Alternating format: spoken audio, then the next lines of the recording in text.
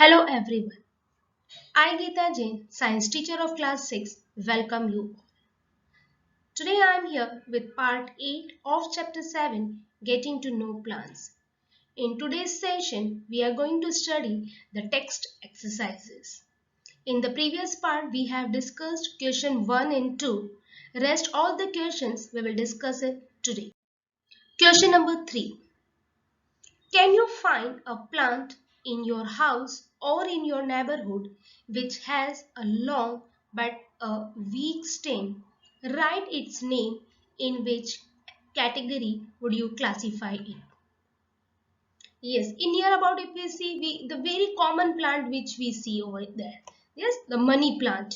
Yes, you may be thinking, na, this money plant gives the money. No, not at all. The money is not grown on the plant. You earn money by doing the hard work. There's a name of a plant only.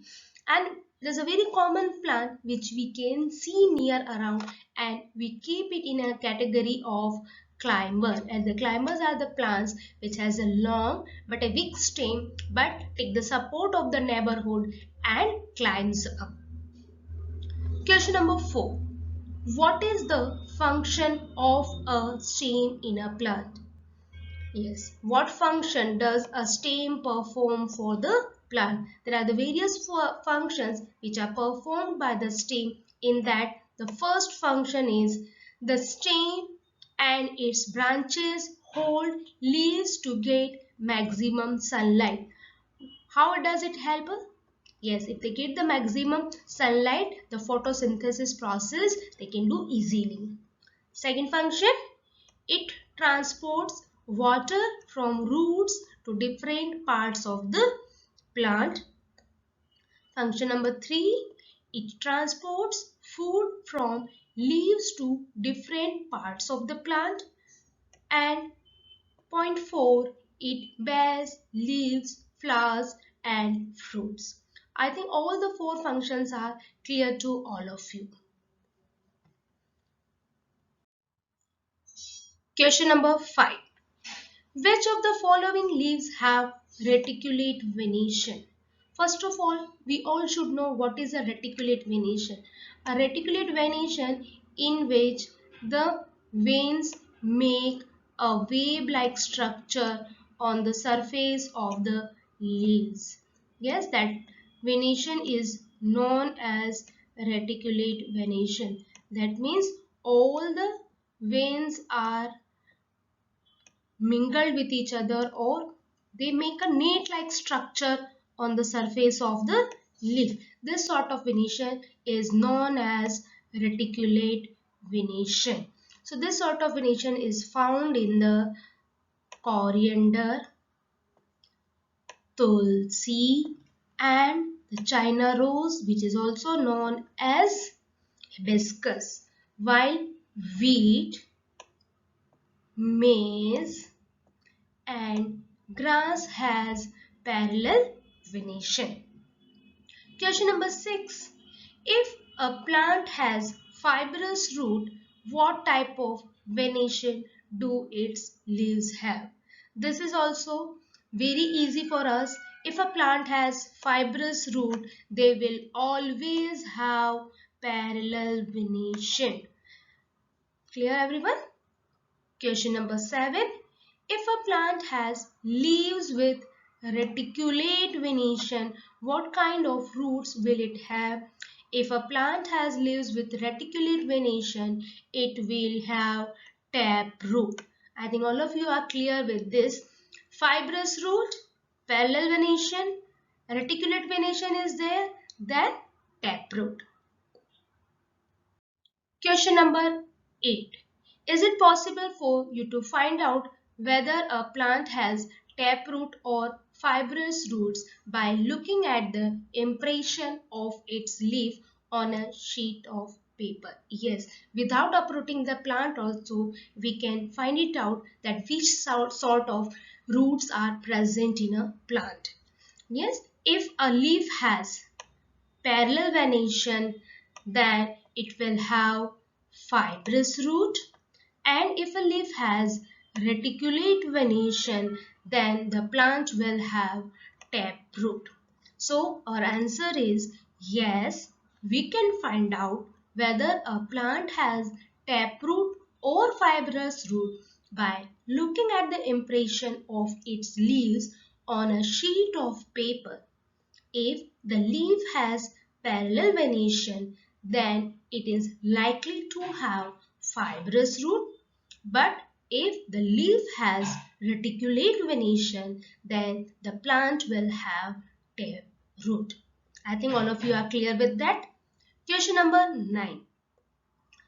What are the parts of a flower? Yes, when we were studying the structure of a flower, we had seen that the flower has four main parts: sepals, petals, stamen, and the pistil.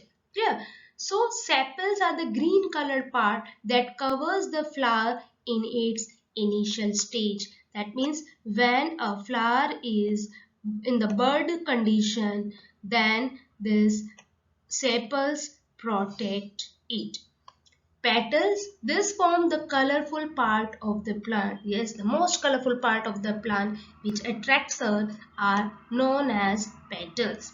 Stamen, which is also known as the male reproductive part of a flower, and it consists of anther and filament. When we were seeing the structure of the stamen is like that, this is the filament, and the rounded lobe on the top are the anther in which the pollen grains are found. Clear? Pistil, this is the innermost part of a flower, which is also known as the female reproductive part of a flower, and it consists of the three main parts that also we have studied about it. That is, the structure is something like this, so you can easily understand it. Yes, the top part, this part is known as stigma, style, and the ovary. I think all of you are clear with this. Question number 10. Which of the following plants have you seen? Out of those that you have seen, which one have flowers? Yes. If I talk about if they have any of the plant, if they have flowers, then only we will get the fruit. So most of the plants have flowers in them, and that is why we get the fruit out of it. So here few names are given: grass, maize, wheat, chili, tomato, tulsi, people, shisham, banyan, mango, jamun, guava, pomegranate, papaya, banana, lemon, sugarcane, potato, groundnut. These are the very common plants name are being given over here. Grass, yes, we have seen, and it has flowers. Maize also, the maize plant also we have seen, and it has flowers. Wheat again we have seen, and it has flowers. So if you see over here the whole list, just all the plants we have seen, and all the plants bear flowers, and that is the only reason we get fruit out of it. Question number 11. Name the part of the plant which produces its food. Name this process. If I say about the leaves prepare food for the plant by the process known as photosynthesis.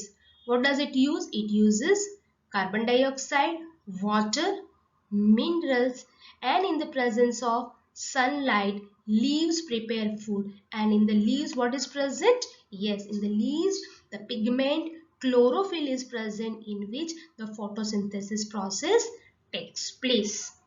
Question number 12.